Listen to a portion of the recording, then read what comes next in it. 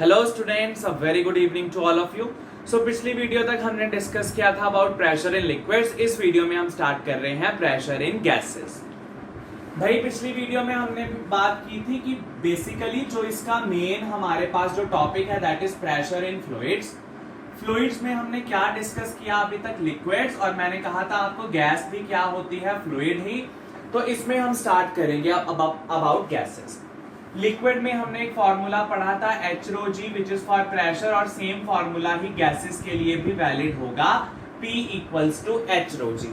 मतलब जैसे जैसे हाइट बढ़ती है वैसे वैसे प्रेशर भी बढ़ता है, जैसे जैसे डेंसिटी वैसे प्रेशर, और जैसे जैसे ग्रेविटी चेंज होती है वैसे वैसे प्रेशर चेंज होगा। मतलब गैस में भी सब कुछ वही है। इसमें हम सिर्फ पढ़ेंगे अबाउट द एटमॉस्फेरिक प्रेशर। अब भाई एटमॉस्फेयर क्या है? ये भी तो गैसेस से ही बना है। वो गैसेस हमारे ऊपर क्या लगाती हैं? Pressure, which is known as atmospheric pressure. तो भाई इसकी डेफिनेशन तो सिंपल है, the pressure exerted by the layer of the atmosphere that is known as the atmospheric pressure. अच्छा, एटमॉस्फेरिक प्रेशर के भी ऐसे यूनिट्स क्या होंगे जो प्रेशर के होते हैं? पास्कल्स। ऑलराइट, ये बात का आपको ध्यान रहे। अच्छा, अब हम ये चीजें मेजर कैसे करते हैं भाई? एटमॉस्फेरिक प्रेशर हम मेजर करते हैं सी लेवल से लेकर। एटमॉस्फेरिक प्रेशर के लिए एक स्टैंडर्ड उन्होंने डेटम लाइन सेट की है, कौन सी? सी लेवल। तो भाई ये सपोज कीजिए हमारा क्या है? सी लेवल, और ये हमारे पास क्या है? एटमॉस्फेयर। यहां तक हमारे पास क्या है? एटमॉस्फेयर। भाई आपको पता है देयर आर वेरियस लेयर्स। यहां तक हमारा क्या है? एटमॉस्फेयर। ये सपोज कीजिए उस एटमॉस्फेयर की हाइट सी लेवल से इतना h हाइट ऊपर है। अब देखो भाई, कुछ एरियाज जो है वो सी लेवल के पास है, कुछ लोग सी लेवल से ऊपर रहते, कुछ लोग माउंटेन एरियाज में रहते, तो वो काफी हाइट पर रह रहे, तो ये हाइट चेंज होती जाती है। अच्छा, अब ये हाइट हमें देखनी कहां से है? This height is again from the free surface of gas. भाई इसके ऊपर तो एटमॉस्फेयर नहीं है, तो ये फ्री सरफेस आ गई। जैसे लिक्विड में था वो upper surface of the liquid, जिसके ऊपर लिक्विड नहीं है वो फ्री सरफेस, ये भी तो फ्री सरफेस है। यहां से हमें ये हाइट देखनी है। अच्छा, अब ध्यान से सुनो, मैंने आपको बताया था कि pressure is directly proportional to height, बाकी सारी चीजें constant. Pressure is directly proportional to height. Height कहां से देखनी है? From free surface. हाइट कहां से देखनी है भाई? From the free surface. अच्छा, 3 एरियाज हैं हमारे पास। I am drawing 3 areas. ये हमारा पहला एरिया आ गया, और यहां पर एक पर्सन है। ये हमारे पास दूसरा एरिया आ गया, यहां पर एक पर्सन है, और तीसरा हमारे पास ये एरिया, और जस्ट सी लेवल के ऊपर पर्सन है। अब मुझे बताइए कि pressure, let me name number it, so it is 1 2 3। भाई प्रेशर पहले के ऊपर ज्यादा पड़ रहा, दूसरे के ऊपर के तीसरे के ऊपर? वीडियो को पॉज करके ये सारे रिलेशनशिप देखिए, और फिर आप अपने अंदर ही सोचिए, और फिर हम डिस्कस करते हैं कि आपने जो सोचा है क्या वो सही है। वीडियो को पॉज कीजिए और अच्छी तरह से सोचिए, पूरा कंसेप्ट लगा के साथ के साथ आपकी प्रैक्टिस भी हो जाएगी। ऑलराइट, सो करिए, पॉज कीजिए, सोचिए। अच्छा, चलिए देखते हैं अब हम। भाई हमने हाइट कहां से देखनी है? From free surface. अच्छा, ये बंदा है एट पॉइंट 1, ये है 2 पर, और ये है हमारा 3 पर।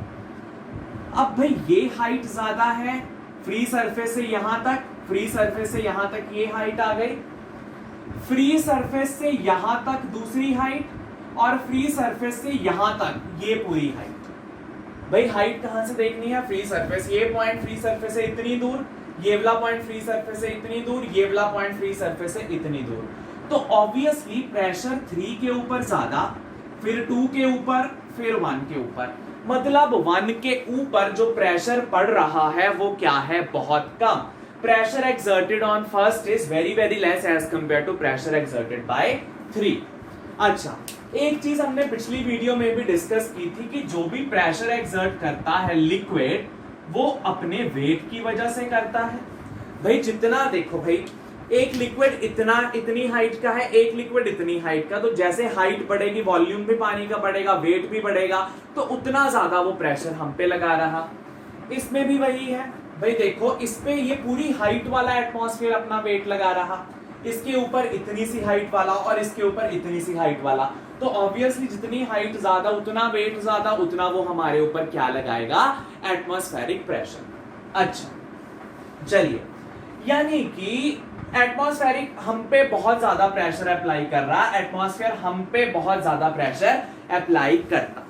अच्छा अब फिर भाई जब ये चीज डिस्कस हुई कि अच्छा वो भी एक्सर्ट कर रहा है प्रेशर, ठीक है, फिर वो कहते क्या हम कोई ऐसा डिवाइस बना सकते हैं जो कि एटमॉस्फेयर की का प्रेशर है हमें बता पाए, जो कि एटमॉस्फेयर का प्रेशर बता पाए।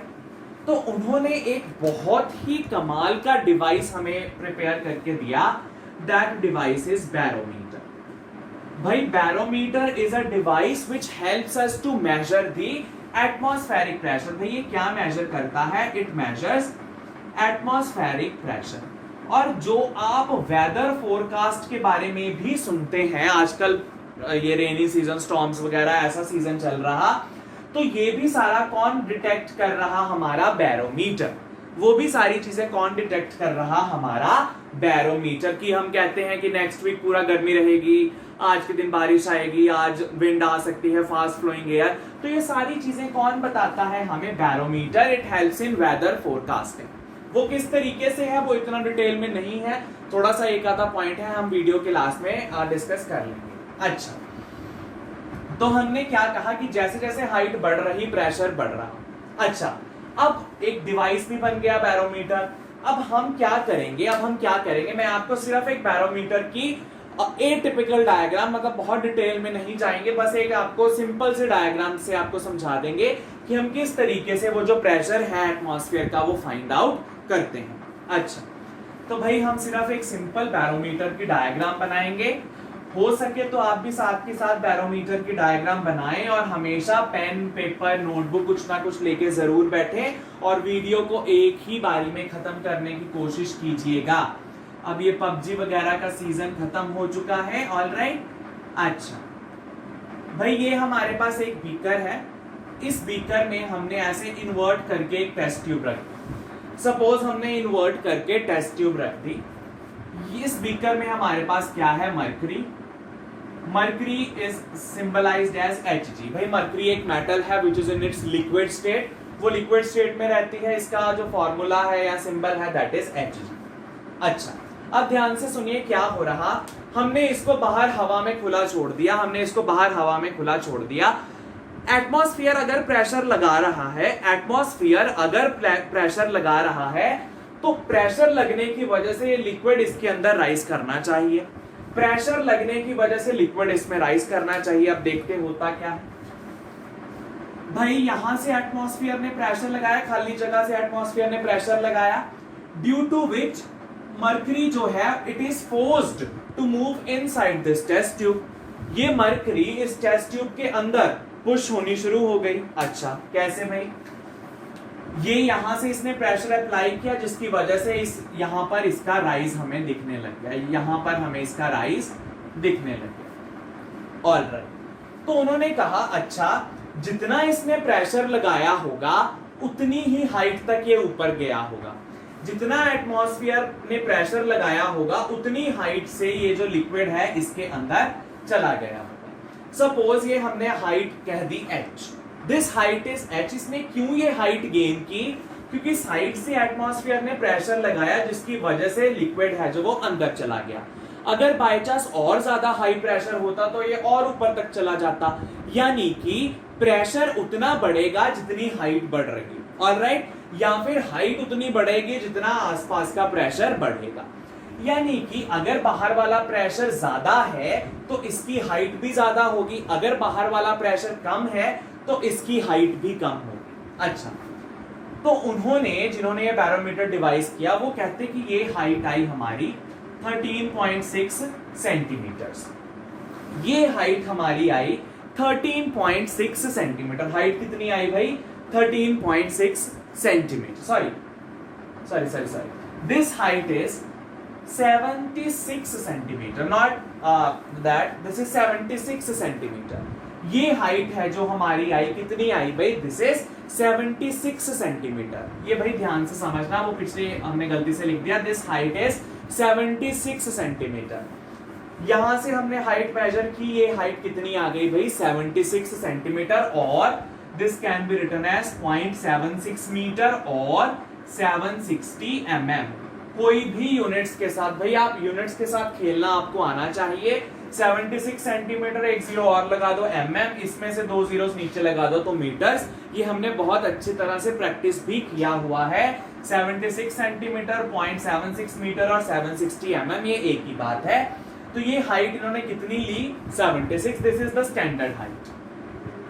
मतलब अगर कोई रेनी सीजन नहीं है, कुछ नहीं है, नॉर्मल वेदर है, तो ये उसकी स्टैंडर्ड हाइट है कितनी, 76 सेंटीमीटर और 760 mm। अच्छा ठीक है, ये मरकरी है। इसके अंदर मरकरी की डेंसिटी उन्होंने दे दी हमें एज 13600 kg पर मीटर क्यूब। ये उन्होंने डेंसिटी दे दी हमें मरकरी की 13600 kg पर मीटर क्यूब। अच्छा जी ठीक है, तो भाई प्रेशर क्या होगा, अब देखो ध्यान से सुनो, जितना इसने प्रेशर लगाया एटमॉस्फेयर ने, उतनी हाइट पर ये गया। तो हम ये वाला फॉर्मूला लगा सकते, P equals to H into rho into g. Alright, height कितने पर गया भाई, ये 76 सेंटीमीटर हम SI में रखते हैं, तो कितना हो गया भाई, 0.76 मीटर्स, 0.76 मीटर तक गया, इनटू डेंसिटी क्या है भाई इसकी 13600, मरकरी की डेंसिटी, इनटू जी की वैल्यू हमने पहले ही बताई है आपको, क्या लेनी है 9.8। तो प्रेशर कितना आएगा भाई, आप इसको सॉल्व करोगे तो प्रेशर आएगा 1.013 इंटू 10⁵ पास्कल। भाई एटमॉस्फेयर इतना ज्यादा प्रेशर हमारे ऊपर लगा रहा। अच्छा, अभी भी कईयों को डाउट होगा कि हमने ये फॉर्मूला क्यों लगाया। भाई अगर ये प्रेशर ज्यादा है तो ये हाइट भी ज्यादा होगी, ये प्रेशर कम तो ये हाइट कम, मतलब ये हाइट के साथ रिलेटेड। तो प्रेशर का एक फॉर्मूला जो हाइट में है वो क्या है, P equals to H into rho into G. ये मरकरी कितनी हाइट तक गई, उतनी हाइट तक ही जितना बाहर से प्रेशर लगा होगा, और वो चीज उसकी डेंसिटी पर भी डिपेंड कर रही है और ग्रेविटी पर भी। सो H रो जी, हाइट कितने पर गई 76 सेंटीमीटर, डेंसिटी कितनी है ये दे दी और जी की वैल्यू दे दी 9.8। तो प्रेशर क्या लग रहा हमारे ऊपर, इतना। This is very high pressure भाई, 10 की पावर 5 में प्रेशर लग रहा, तो ऑब्वियसली ये हाई प्रेशर है। तो वो कह रहे हैं हमारे ऊपर इतना हाई प्रेशर लग रहा, हमारी बॉडी क्यों नहीं स्क्वीज हो रही, हमारी बॉडी क्यों नहीं स्क्वीज हो रही। भाई प्रेशर तो सभी जगह से लग रहा, हम साइड से स्क्वीज क्यों नहीं हो रहे। वो इसलिए क्योंकि हमारे अंदर क्या है, ब्लड प्रेशर। हमारे अंदर क्या है भाई, ब्लड प्रेशर। और ब्लड प्रेशर किधर को एक्ट करता, ब्लड प्रेशर बाहर को लग रहा हमारी बॉडी में। सपोज ये बॉडी है तो यहां से बाहर को लग रहा। एटमॉस्फेरिक प्रेशर हमारे अंदर, ब्लड प्रेशर बाहर। सो एक बाहर से अंदर, एक अंदर से बाहर, तो ये क्या चीज हो रही, कैंसल। तो यानी जितना प्रेशर ब्लड का है उतना ही या ऑलमोस्ट उतना ही एटमॉस्फेरिक प्रेशर है, जिसकी वजह से वो कैंसल हो रहे और हमें कोई भी फर्क मौजूद नहीं हो रहा या फर्क नहीं पड़ रहा, आप ऐसा बोल सकते हैं। ऑलराइट भाई, ये बहुत इंपॉर्टेंट पॉइंट है कि हम पर इतने हाई प्रेशर का असर क्यों नहीं हो रहा, क्योंकि इसको कौन बैलेंस करता, blood pressure. Blood pressure it balances this high atmospheric pressure. अच्छा, तो फिर क्वेश्चन आएगा कि क्या ये हमें कहीं पर फील हो सकता है एटमॉस्फेरिक प्रेशर। बिल्कुल फील हो सकता है भाई। आपने देखा होगा कि जब कोई बंदा ट्रैवल करता है माउंटेन एरियाज में, तो उसकी, हम जैसे बोलते हैं कि नक्सीर फूट जाती है, उसके नाक में से खून आना शुरू हो जाता है। ये फिनोमेना क्यों हो रहा भाई, हम माउंटेन्स पर गए, भाई वही बात दोबारा से आ गई। ये सी लेवल है, हम यहां पर पहुंच गए। सपोज ये हमारे माउंटेन्स है, ये हमारा क्या है, सी लेवल, ये माउंटेन है। अब इसके ऊपर एटमॉस्फेरिक प्रेशर बहुत थोड़ा, क्योंकि हाइट बहुत थोड़ी, तो एटमॉस्फेरिक प्रेशर बहुत कम। ब्लड प्रेशर क्या हो जाएगा, इंक्रीज। भाई पहले एटमॉस्फेरिक प्रेशर इतनी हाइट पर था जब हम सी लेवल पर थे, हम माउंटेन्स पर चढ़ना शुरू किए, एटमॉस्फेरिक की हाइट कम हो गई, क्योंकि हाइट कहां से देखनी, फ्री सरफेस से। पहले इतनी हाइट थी, अब फ्री सरफेस से इतनी हाइट रह गई, तो एटमॉस्फेयर हम पे इतना प्रेशर नहीं लगा रहा, लेकिन हम अपना ब्लड प्रेशर इतनी जल्दी नहीं चेंज कर सकते। तो ब्लड का प्रेशर बढ़ गया, एटमॉस्फेरिक प्रेशर कम हो गया, तो क्या होगा, ब्लड बाहर आने की कोशिश करेगा। तो इसीलिए वो ब्लड कहां से बाहर आता, हमारे नोज से। भाई कईयों के ईयर्स से भी आ जाता, तो कोई भी ओपनिंग होगी तो वहां से ब्लड बाहर निकल जाएगा due to this difference in pressure. Blood pressure high हो गया, एटमॉस्फेरिक प्रेशर कम, तो जिसकी वजह से ब्लड को कोई जगह नहीं मिल रही बैलेंस करने के लिए, तो वो बाहर आ जाता। अच्छा, सेम ही रीजन है कि माउंटेन्स पर जो फाउंटेन पेन है ये भी लीक कर जाते, क्योंकि अगेन फाउंटेन पेन के अंदर भी जो वो चीज होती है वो प्रेशराइज्ड होती है। जब हम हायर माउंटेन एरियाज पर गए तो बाहर वाला प्रेशर कम हो गया, अंदर वाला प्रेशर बढ़ गया, तो बाहर से अंदर प्रेशर लगना शुरू हुआ, जिसकी वजह से फाउंटेन पेन लीक्स। ऑलराइट, तो ये बहुत ही इंपॉर्टेंट है आपके पास कि एटमॉस्फेयर प्रेशर बहुत ही इंपॉर्टेंट है हमारे लिए। भाई एटमॉस्फेयर प्रेशर की वजह से ही एक और फिनोमिना होता है विच इज सक्शन। जो लिजर्ड्स वगैरह होती हैं वो भी वॉल्स के ऊपर चढ़ सकती हैं, क्योंकि उनके जो आप कह लो जो उनके हाथ या पैर हैं उनमें क्या है, जैसे ही वो ऐसा करती हैं, भाई ध्यान से सुनना, वो जब भी ऐसा करती हैं तो वो एयर को पुश कर देती हैं आसपास, वो एयर को अपने हैंड से आसपास पुश कर देती हैं, तो उनके इस वाले एरिया में क्या बन जाता है, वैक्यूम। भाई उसने हवा सारी की सारी निकाल के साइड पर कर दी, अब वैक्यूम बन गया। अब एटमॉस्फेयर ने यहां से उसको प्रेशर अप्लाई करना शुरू किया, एटमॉस्फेयर ने यहां से उसको प्रेशर अप्लाई करना शुरू किया। अगर एटमॉस्फेयर इसको अंदर को धकेल रहा है वॉल की ओर, तो इसका मतलब वो वॉल से चिपकी हुई है, इसीलिए वो जो है फटाफट से ट्रैवल कर सकती हैं, फटाफट से वैक्यूम बना लेती हैं, फटाफट से निकाल लेती हैं। ऑलराइट, तो उस तरीके से वो मूव कर सकती हैं। ऑलराइट, तो इसी के ऊपर बेस था हमारा ये वाला सारा कॉन्सेप्ट। फॉर्मूला अगेन इसमें भी हमने कौन सा लगाया, HRO वाला ही। ये हमारे पास जो डिवाइस की बात की है ये क्या था भाई, दिस वाज सिंपल बैरोमीटर। इसमें लिक्विड कौन सा यूज हुआ है भाई, मर्क्यूरी। ऑलराइट, Hg हाइट कितनी आई है भाई, 76 सेंटीमीटर। ऑलराइट, सो हाइट आ गई हमारे पास 76 सेंटीमीटर। इसको हम ये भी लिख सकते, ये भी लिख सकते। ऑलराइट, तो ये हमारे पास आ गया topic about the atmospheric pressure, और इसकी हमने एप्लीकेशंस भी देखी। Alright, so by this we have completed the theoretical part of the chapter. In the next part now we are going to discuss about the numericals. Alright students, so now we are going to discuss about the numericals of this chapter. चलिए, तो पहला numerical है जो वो हम turning moment का ले रहे। So question number 1 again pen paper निकाल लीजिए, क्योंकि ये तो आपको साथ के साथ निकालना ही पड़ेगा। Alright, so they are saying that a child of weight, so there is a child of weight, कितना दिया है भाई वेट उन्होंने, 20 kgf, 20 kgf sitting at a distance of, distance भी दे दिया, sitting at a distance of 1.5 metre, 1.5 metre from fulcrum. अच्छा भाई, फल्क्रम वही है जो हमने डिस्कस किया था as pivoted point. Pivoted point को ही क्या बोल देते हैं, फल्क्रम। फल्क्रम से इतनी डिस्टेंस दूर बैठा है ऑन अ सीसॉ, भाई सीसॉ के ऊपर बैठा है।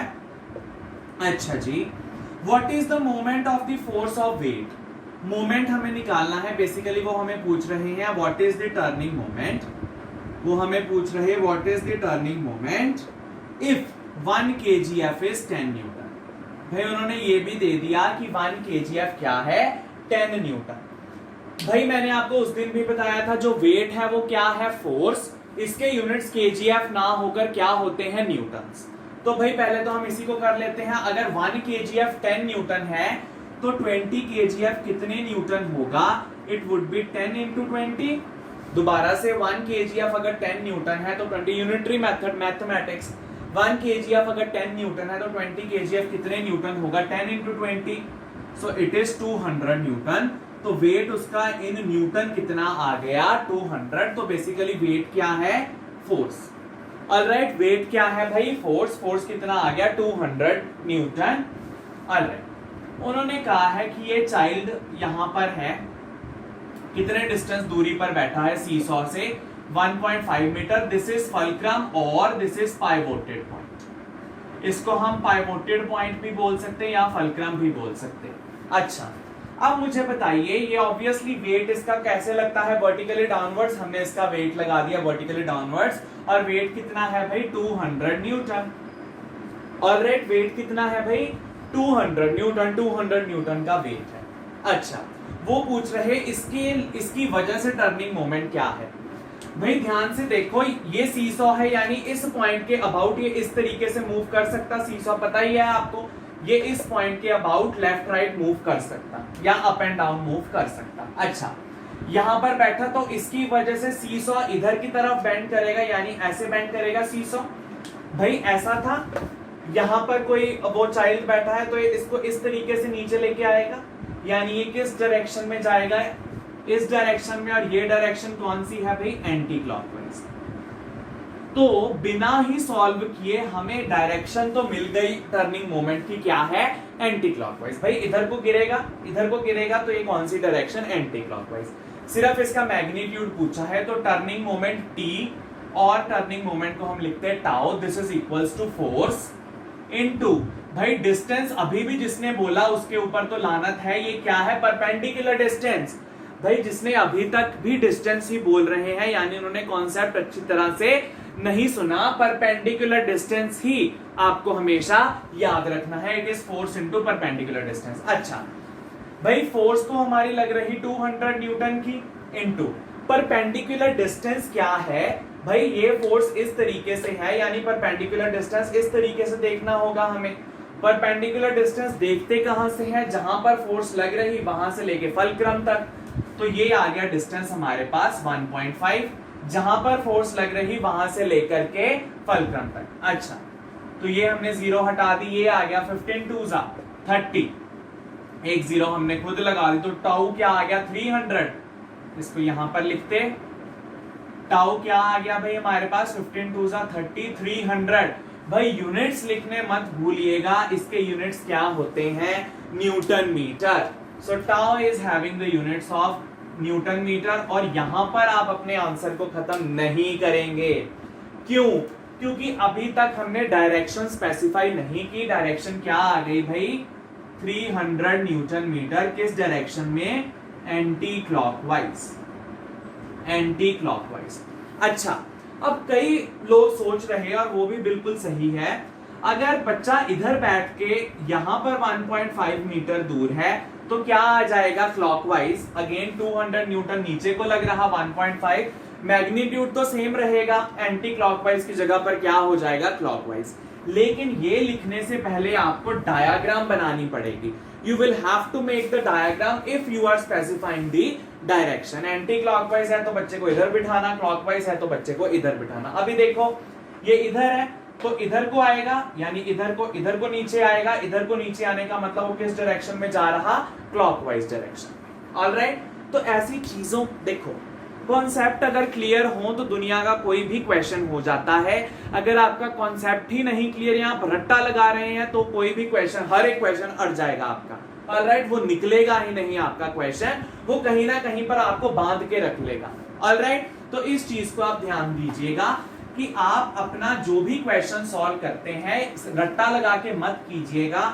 अगर समझ नहीं आ रहा तो मेरा कमेंट सेक्शन नीचे खाली पड़ा है, आप उस कमेंट सेक्शन पर कमेंट कीजिएगा, तो आपको आंसर्स विद सॉल्यूशन, अगर कोई क्वेश्चन भी आपको चाहिए तो उसका प्रॉपर सॉल्यूशन आपको मिल जाएगा।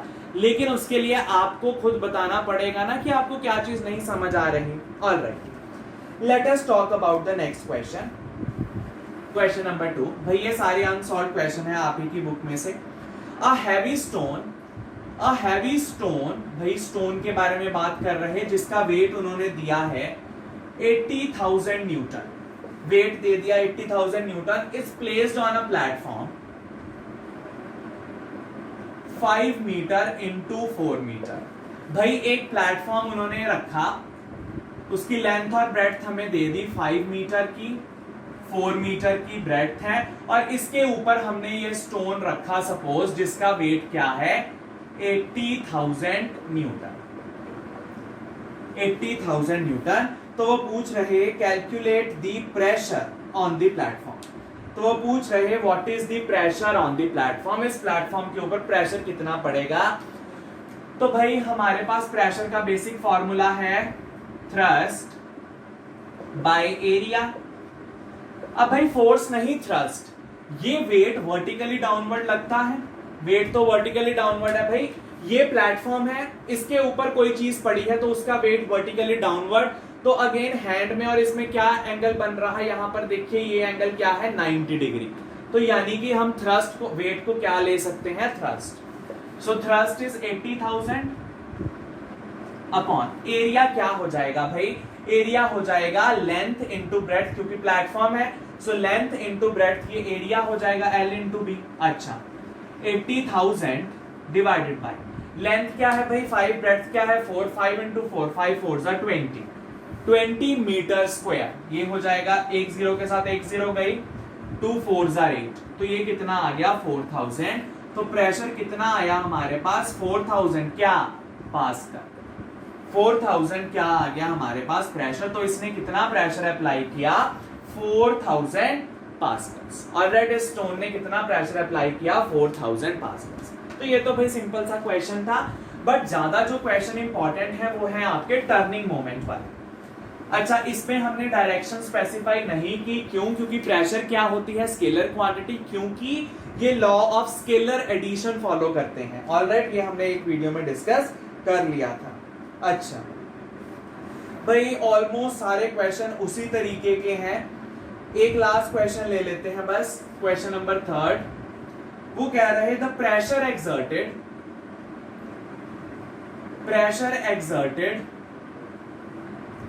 ऑन द सरफेस एरिया, एक एरिया के ऊपर कोई प्रेशर एक्सर्ट कर रहा, उसका सरफेस एरिया है 0.5 metre square, due to an object placed on it, और प्रेशर कितना है 6 इंटू 10 पावर 3 पास्कल, इतना प्रेशर एक्सर्ट कर रहे। कैलकुलेट द थ्रस्ट, तो ये भी सिंपल सा ही है, थ्रस्ट हमें फाइंड आउट करनी है। सो देखिए pressure equals to thrust by area. अच्छा जी, तो थ्रस्ट कैसे निकालेंगे हम, प्रेशर इनटू एरिया। तो ये तो सिंपल वैल्यूज पुट करनी है, प्रेशर आ गया 6 इंटू 10 पावर 3 पास्कल, एरिया कितना है 0.5 metre square, so it would be 0.5 is 5 by 10। Alright, एक जीरो के साथ एक जीरो कट गई, यहां पर क्या आ गया 2, 6 5 जा 30, सो 30 into 10 power 2, this is thrust. इसको आप सिंपली ओपन करके भी लिख सकते हैं 30 और ये 2 zeros 1 2 3, सो ये थ्रस्ट आ गया। किस में आएगा भाई, न्यूटन में। तो जो हमारे पास थ्रस्ट आई दैट वाज 3000 न्यूटन। भाई अगर अभी भी आपको ये यूनिट्स लगाने नहीं ना आए तो फिर नहीं आ पाएंगे, आप रिवीजन नहीं कर रहे इसीलिए आपको इस जो यूनिट्स में है वो दिक्कत आती है। अगर आप 2-3 बारी लिख के देखिए तो कोई यूनिट्स में दिक्कत नहीं आएगी।